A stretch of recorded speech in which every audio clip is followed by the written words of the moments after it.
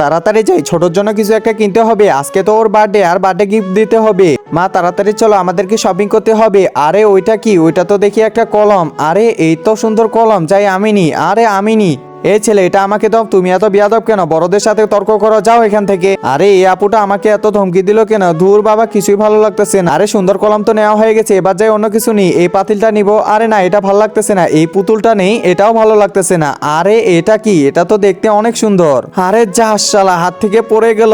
আরে মানুষগুলো আমার দিকে এভাবে তাকিয়ে আছে কেন? এটা কি? একজন মা কতটা আপন হয়ে থাকে, যার মানেই তাকে জিজ্ঞাসা করে দেখো। তো দেখা যাক বন্ধুরা, এই মায়ের জন্য কে ভিডিওটিতে লাইক এন্ড সাবস্ক্রাইব করে। আর যারা মাকে ভালোবাসো না, তারা ভিডিওটি থেকে দূরে থাকো। আরে আপু চিন্তা করিও না, এই যে তোমার হাড়িটা ধরে ফেলছি।